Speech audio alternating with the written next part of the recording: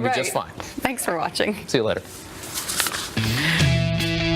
The Trump-hating FBI agent Peter Strzok makes a stunning admission about the Russia investigation. Strzok said there's, quote, no big there. What this is all about is further evidence of corruption at the highest levels of the FBI. More U.S. companies giving back thanks to those new GOP tax cuts. Verizon and media giant Disney's, plus big-time Wall Street bank J.P. Morgan Chase. The president is going to Davos to speak to world leaders about investing in the United States. America first is not America alone. We need a physical barrier. We also, though, need an end to chain migration and the visa lottery. They've shown a willingness to negotiate. We're going to get a deal. Liberals and a lot of Democrats are furious with you right now. What's your response to all that anger? The public does not like shutdowns. People love the dreamers, but don't want the government shut down for it. I'm out here trying to figure out what Californians think about his first year. I think it's really great. Pretty convinced that it was a failure. I think he's an answer to prayer. I'm honestly really happy, and I'm really looking forward to the next 3 years.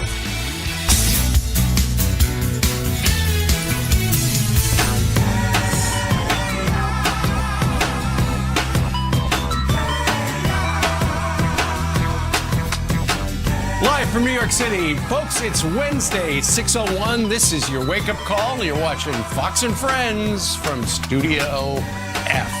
Good morning to you. Thank you for choosing us this morning. We're glad to be in your house. Yep. And we have so much to cover on both sides of this investigation, as well as the soaring economy, as well as the immigration debate, which shows early signs of not going anywhere over the next 3 weeks. Shocking. But let's start with this. It looks like Robert Mueller, the special counsel looking into possible Russia collusion, wants to talk to the president of the United States and wants to talk to him pretty quickly. According to a story in the Washington Post, apparently he would like to have a face-to-face, but some of the other questions are going to be written down. And generally what he wants to talk about is the firing of Mr. Flynn and Mr. Comey and efforts that have been suggested to remove the current attorney general. The good news for the president is it sounds like that whole Russia collusion thing, not really looking into that. Well, the president's attorneys have said, all right, we're going to talk about this, whether or not he's going to sit down with Robert Mueller. He said that we hope to have the president answer some in person and answer some on paper, some in writing. Right. So here's the question. Jeff Sessions evidently just met with Robert Mueller. Some people called it a grilling. Others just said it just lasted a long time. Then we found out right before the new year, James Comey met with Robert Mueller. One thing is pretty clear. They're coming to a close on this. I mean, after the president, what do you do for a headline? They want to get answers. I mean, for me, if they're lining up every single person that had anything to do with this campaign over the last 2 years, it seems to me not in the president's interest to be able to sit down and try to recall every single interaction if somebody's there trying to maybe catch you in a perjury trap. Right, exactly. Especially if the main focus is supposed to be collusion, and then you're talking about obstruction of justice. What are you obstructing if there is no justice to obstruct? Well, and the president all along has been talking about, look, you see these lovebirds over at the FBI, they hate my guts. You know, it looks like the deck is stacked against him in some parts. And, you know, it does suggest...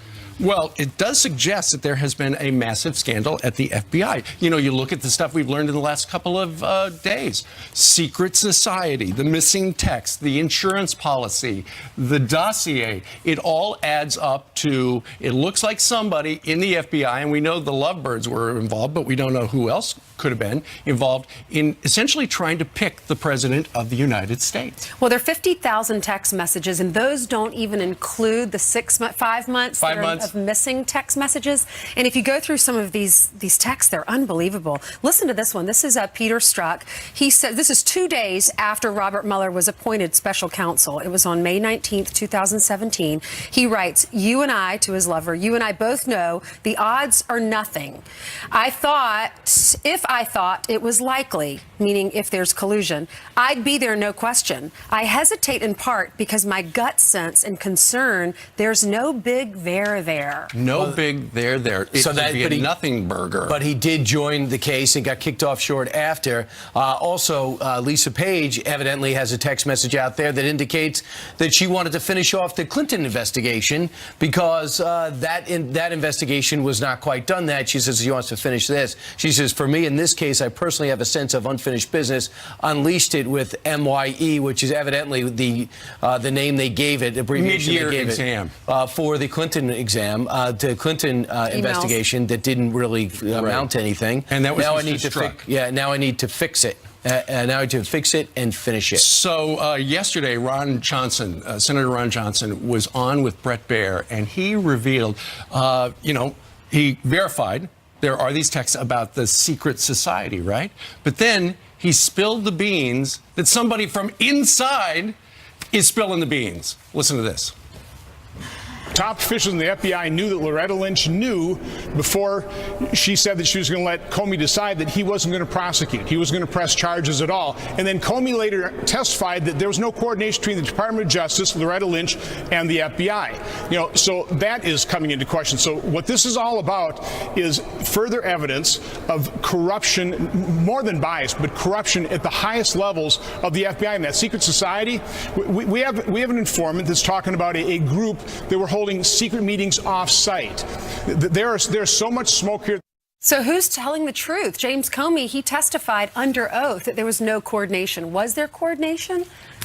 Well, I mean, the way you look at the stuff, and it's just crazy. And the president himself yesterday tweeted this out regarding the lovebirds. Where are the 50,000 important text messages between FBI lovers Lisa Page and Peter Strzok? Blaming Samsung. That's what the FBI has done. They said, look, there was a problem with the software and retention at the FBI. We're really sorry, but we can't find them. Well, a lot of people say that's just plain fishy. Well, on top of that, too, there is an Inspector General report about what went on in the FBI that's going to be out soon. And Chuck Grassley yesterday said the Justice Department statements about the messages need to be reconciled because blaming Samsung for the reason why these text messages aren't retained is absolutely out of control. Meanwhile, the other major story taking place yesterday is the aftermath of the 3-day lockout, which produced nothing for the Democrats and nothing but heartache and worry for the American people who are employed by the federal government. And by far, in the early round, very few people that I know really believe the Democrats got anything out of it. In fact, Chuck Schumer, looking to save possibly his career and leadership, came out and said, we're going to start brand new. They got 3 weeks to get this done. I trust Mitch McConnell's going to put this to a vote. And by the way, when I offered to fund the wall at whatever level, he wouldn't reveal the exact number. That is now off the table. He never should have included the DACA thing in funding the government anyway, because it all just backfired on him. He originally said, we're going to include DACA, we'll give you DACA, we'll fund the government if you give us DACA. Well, the president said, no, I want the wall, I want the visa lottery system and chain migration. I want all three of those, and then you get DACA. Exactly. And then Chuck Schumer is getting blamed. It's the shutdown, the Schumer shutdown. You never should have shut down the government, Chuck Schumer. He's like, you're right, I'm going to fund the government, and I'm retracting my promise that I'll give you money for the wall. I think he lost a lot of his constituency. Yeah, a lot of Democrats defected. A lot of Republicans defected from their leadership. If this is going to get done, it's going to get done below the leaders. Guys like Joe Manchin and Lamar Alexander are fed up, and they were supposed to be the voice of moderation originally with the Senate, but they haven't been for 20 years. I know we're talking about Washington, but this goes back to just what your grandmother always told you. Just do the right thing. Fund the government. Don't include all this other stuff, and then he wouldn't be dealing with this today. Look, Chuck Schumer's in trouble with his base because his base is outside of his house in Brooklyn right now with protest signs. The President of the United States tweeted this out yesterday. Crying Chuck Schumer fully understands, especially after his humiliating defeat, that if there is no wall, there is no DACA. We must have safety and security together with a strong military for our great people. Meanwhile, Chuck Schumer, here he is, talking about how his base steamed. Liberals and a lot of Democrats are furious with you right now. What's your response to all that anger? Well, look, we've advanced the cause. What people have to understand, and I think most people do, most of the Democrats here on Capitol Hill perfectly understand, we don't have the levers of power. All of us in the Democratic caucus, not just the moderates, but the liberals as well, came to the view that If we carried it on much longer, two things would happen. A, no one would budge. The public would lose support of the shutdown. People love the Dreamers, but don't want the government shut down for it. So we cut the best deal that we could. And meanwhile, people weren't tolerating that either. Outside his office in Brooklyn, they began to protest again. Remember, they stormed into his office in Washington before. And on top of that, too, they've interrupted Nancy Pelosi's speeches before. There you see the protesters. Now, all of a sudden, Chuck Schumer says, I don't have the power. He knows in the Senate you have 60 votes, and he kept saying that over and over again leading up to this. Bottom line is, he criticized the president about his negotiating or not negotiating. Do you understand the president realized where his leverage was, and it was all in the White House, and by keeping silent, that was negotiating because he realized Chuck Schumer had no hand to play. That was his tactic. Well, the deputy press secretary at the White House yesterday, Hogan Gidley, he said he was slamming Schumer on Fox News yesterday, just saying this was a phony plan anyway. He was only offering $1.6 billion to fund the wall in exchange for DACA, and the president said, I need $18 billion to build this wall. Yeah. So anyway, it looks like they're starting from scratch because the White House also said that bipartisan plan that came out at the middle of last week, that's a non-starter. We're not even going to consider that. So, guys, start over. Back to the drawing board, and they only have about 2 weeks. All right, it is 6:10 now here in New York City. We turn over there, and there's Jillian. Good morning, guys. And we start with the Fox News alert, so let's get right to that and get you caught up. At least 33 people are dead and dozens injured after a double car bombing in Benghazi, Libya. The first car blowing up in front of a mosque while worshippers left evening prayers. The second exploding just 15 minutes later across the street. So far, no one has claimed responsibility. The teen who opened fire at his high school, killing 2 classmates, will be charged with murder. Police say the 15-year-old boy sprayed his crowded high school with bullets, leaving 2 teens dead and more than a dozen hurt. His motive is still unknown. One student claims he knew exactly what he was doing, and he looked determined. I just, I took off. I started running. I was just scared for my life. This is terrifying. And it's still it's like something out of the movies. It doesn't feel real. 3 students remain hospitalized at this hour. President Trump's America First mantra will take center stage when he heads to Switzerland later today. The commander-in-chief attending the World Economic Forum, where he'll meet with world leaders and business executives, pushing to stop unfair trade and promoting our economy.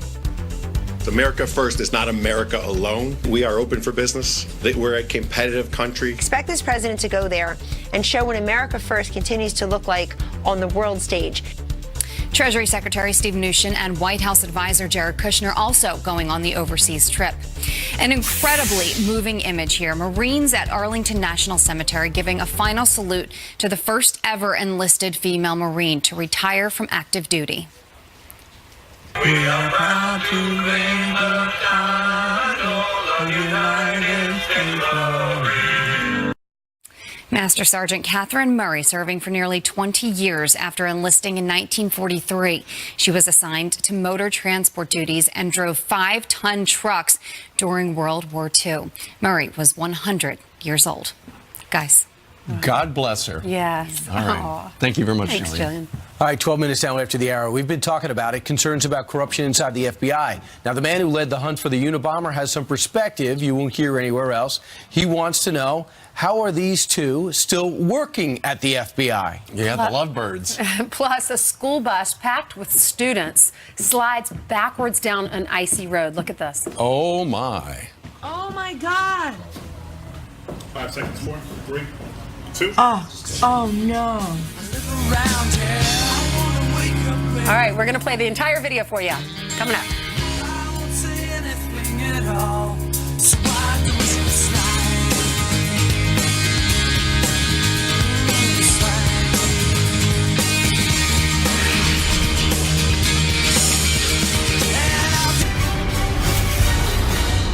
Bombshell new text messages for those anti-Trump FBI investigators raising new concerns about the Russia probe and possible bias against the president after he won election and leading up to the election. So, are the rank-and-file FBI agents reacting? Do they feel they're getting a raw deal? Former Deputy Assistant Director of the FBI's Counterterror Division, Terry Turchie, has been talking to them. Those are the people on his speed dial, and he joins us now to weigh in. First off, when you look at Lisa Page and Peter Strzok, how do you think that reflects on the FBI? Or do you feel as though we're taking them out of context and not giving them a fair shake?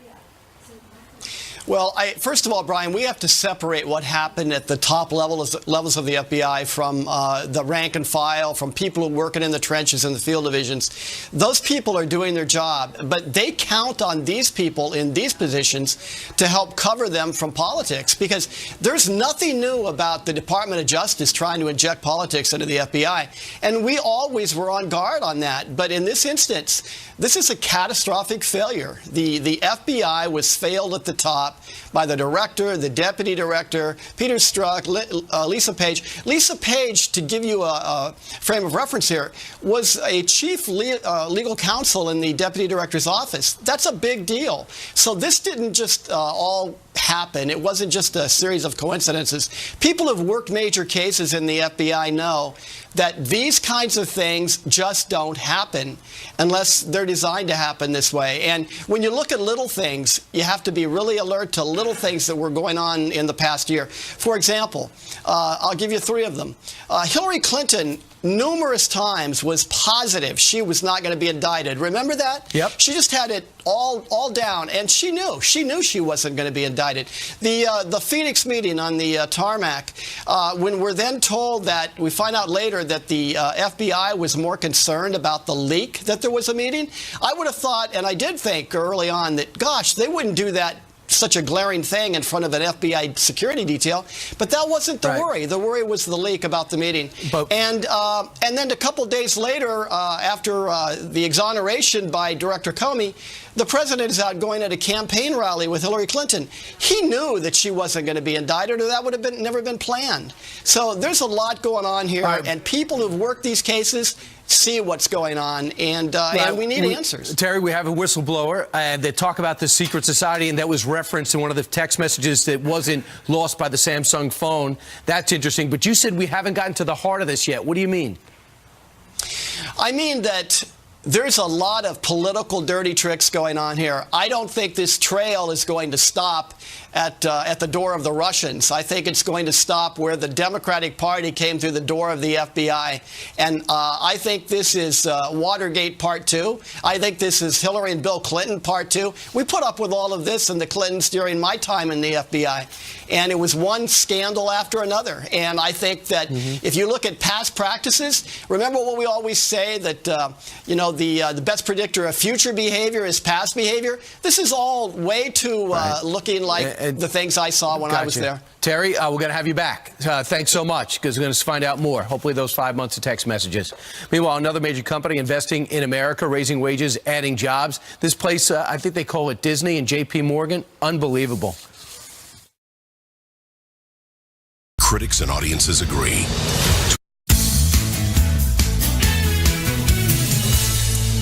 Here's some quick headlines for you. The government shutdown not stopping our military from blowing ISIS fighters to bits. Weekend airstrikes killing 150 terrorists. The group is hiding in that area.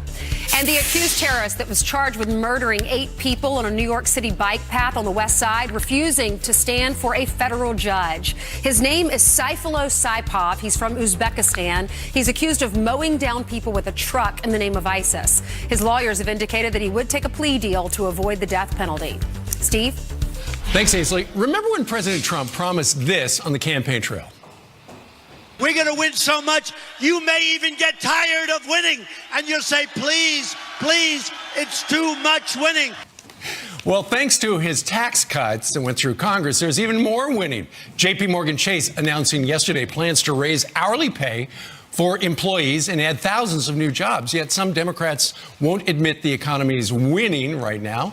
Will they ever stop complaining about it? Well, here for a fair and balanced debate, we've got the former speechwriter to Attorney General Eric Holder and Loretta Lynch, Jake McAbee. Good morning to you, Jake. Good morning. Also, economist at the University of Maryland, Professor Peter Morici. Peter, good morning. Good morning. Okay, so Jake, let's start with you. How much credit does Donald Trump and the Republican Congress get for these tax cuts that seem to be stimulating the economy? Well, they certainly own the tax cuts, but the reality is that for most Americans, and certainly Americans making less than $75,000 a year, taxes are going to end up going up over the next 10 years. So even for these lucky few who are getting bonuses or who are getting small raises, ultimately it's going to come out to be a loan, and it's going to come due eventually. Okay, Professor, I don't know that it's a lucky few in the middle class that are going to wind up seeing more money in their paycheck, because I believe the withholding tables are changing 1st of February, and suddenly everybody's going to have more money in their pocket. Well, about 91%, so let's just say 90% of Americans will have more money in their pocket come February 1, February 15, as these withholding taxes take effect. More importantly, though, the tax cut's going to make it less expensive to invest in America. It's just going to lower the cost of doing things. And at the same time, it's going to give people more money to spend, so it's going to boost demand. So if you have more demand and lower cost, you're going to do more. You're going to invest more. You're going to create more jobs. That should drive up wages. Now, the real $64 question is, will the economy do better? Barack Obama accomplished 1.7% growth. Right. If we can double that, then we can afford to extend these tax cuts beyond the 5 years, and the concern that some of the tax cuts will lapse will go away. So let's see how it performs. Jake, I've heard a number of Democrats actually cite the former president for the reason the economy's taken off. Are you one of those guys? Yeah, absolutely. You are? Absolutely. Okay, so tell us how President Obama is impacting what's happening in the United States a year later. Well, it's laying the groundwork for growth that took us from staring down the barrel of a second Great Depression and bringing us to where we are now, which is some of the best growth we've seen in a long time. Now, and let's remember, too, that when we're talking about multinational corporations investing in their workers, most multinational corporations, when asked what they would do with savings from this tax bill, said that they wouldn't invest in their workers, said that they would use it for share buybacks, said that they would use it for dividends, said that they would use it for paying down debt. And some large multinational corporations, even now, are saying that they're going to close offices, that they're going to lose workers. You saw Sam's Club say that they're going to close, Walmart say that they're going to close 63 Sam's Clubs. Kimberly-Clark is shedding workers, so is AT&T. So a lot of these multinational corporations, even now, aren't investing that money in their workers or in America. They're investing in their executives and in their top brass. Although Professor Disney yesterday specifically cited the tax cuts from the President of the United States and the Republican Congress as the reason they're going to give 125,000 of their employees $1,000 bonuses. Absolutely. There are lots of companies that will be able to pay their employees more money, and some of that's already happening. Apple's another. Foxconn from Taiwan is moving to the United States. I think it's pretty easy to demagogue this issue if you want to, and that is purposely confuse. Kimberly-Clark, Unilever, Procter & Gamble, the consumer product companies are under a lot of downward pressure because of Amazon. And they're going to be shedding jobs no matter what, though Amazon is adding jobs. That's just structural change in the economy. But more broadly, you know, it seems to me amazing that for a 7-year economic recovery that averaged 2.1% growth, Donald Trump becomes president, starts deregulating, tells businesses we're going to have a tax cut, and all of a sudden we're growing at 3% 3 quarters in a row. That is something that has not been accomplished since early during the Bush years. Again, you can't take credit for the entire Bush boom, and we'll see what happens. But your record's in the book. 1.7% economic growth over 8 years, 2.1 during your recovery. Let's see if Donald Trump does better. What I would like to know is, 2-3 years from now, if the U.S. economy has done better, are you willing to recant on those statements?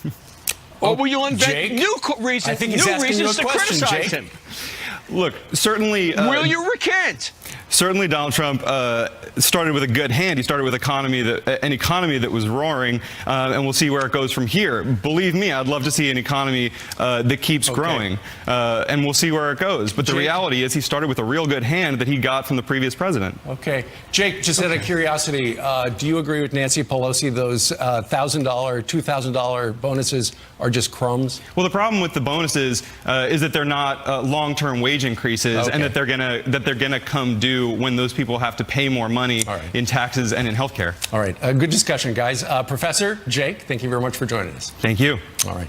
It is 6:30 now here in New York City. Coming up, our friend Ben Shapiro will speak on a big college campus tonight, and some students are getting counseling to prepare because he's there. I'm not kidding. Plus, White House Press Secretary Sarah Sanders blasting the media's focus on Russia, Russia, Russia. you guys are absolutely obsessed with everything to do with collusion, if it has anything to do with the president. So why won't they cover the FBI and the president's accomplishments? Tomi Lahren has an idea, and she's next. But first, happy birthday. Obsessing over trying to find something and have yet to find anything. In fact, a CNN reporter actually admitted over the weekend that when you talk to people about Russia, and that's all we talk about at CNN basically, they say they don't care because it doesn't have any effect on their lives. Frankly, this administration, we've said it time and time before, there was no collusion. There's nothing to it. We're ready to move on. Clearly, the American people are, and my guess is some of you are probably tired of talking about it as well. All right, so there you have Sarah Huckabee Sanders during her press briefing yesterday. And if you take a look at what it says in the Washington Post today, talking about how the president would like to be, Robert Mueller would like to interview the president, it's about a line of questioning that doesn't have to do with Russia for the most part. Well, we think, but who knows what Robert Mueller's actually thinking. And also, they did interview the first cabinet member in the Attorney General, who's one of the first to jump on board the Trump train as a supporter. All right, let's bring in Tomi Lahren. She's a Fox News contributor, waking up early in California for us. Hey, Tomi, great to see you. What do you make of Sarah Huckabee Sanders saying, you know, all the media, you're obsessed with Russia. I wish you would take that same fervor, that same obsession, and focus on what Democrats have done, what's happening at the FBI, these text messages. First of all, I'd like to say, isn't Sarah Huckabee Sanders amazing? If we're going to applaud women, we had the Women's March this past weekend. You know what? If these women really want to march for someone, they should march for someone like Sarah Huckabee Sanders, first mom to be press secretary. She handles this media perfectly. But to your first point about the mainstream media and their obsession with Russia, if they weren't obsessed with Russia and some sort of collusion that has zero evidence, then they would actually have to talk about the accomplishments of this president, and they don't want to do that. So they have to focus on this, or they would have to talk about the real collusion story that's happening, unfolding before our very eyes. And again, they're not going to do that. Sure. And Tomi, I think what you're talking about is what's going on at the FBI. How did they lose 5 months worth of text messages? What did they do? You know, ultimately, what are they doing with the lovebirds there? Apparently, they're still working at the FBI as well in different departments. But that's the real collusion, and you don't see them talking about it on other channels other than this one. Isn't it funny how, you know, certain sides of the political aisle, they usually have things that go missing in to their benefit? The IRS scandal, Hillary's emails, now these text messages. I'm sorry, something stinks here. And yes, again, they should be talking about these things. These things are very real. They're in front of our face. We can see it unfolding, and we're covering it here on Fox News. But the other mainstream media networks, they're not going to cover it because it makes them look terrible for focusing on the Trump-Russia narrative and not focusing on this. And again, if they had to actually tell the truth, it would implicate President Obama, Hillary Clinton, and President Obama's FBI, and they do not want to do that. It would invalidate everything they've been saying for the last year, and they do not want to look silly, so they won't talk about it. You know, fascinating development as the NFL just coming off its biggest ratings, I think, since last year's Super Bowl with the Jaguars game, and the Patriots played them and beat them in the fourth quarter. That played a lot into it.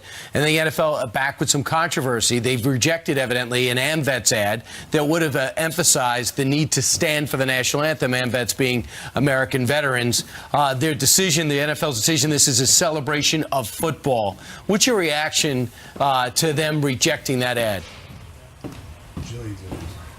Isn't it sad that it has now become too political or too controversial to ask Americans to stand for the American flag? That used to be a given. That used to be something that all Americans were proud to do, regardless of political affiliation, race, gender. That used to be a given, and now it's not. And we have the NFL in part to thank for that. And when they say that they don't want this game to be too political, are you kidding me? What have they done for the last 2 seasons? They've bent over backwards for activist groups and spit in the face of patriotic Americans, veterans, and our military. And now they don't want to be too political? Give me a break. But the Super Bowl is oftentimes one of the most patriotic pre-games ever, with the flyover and the flag, and they usually have the military. I think they would have done a great job just to let the ad run, because they say they can't control the players.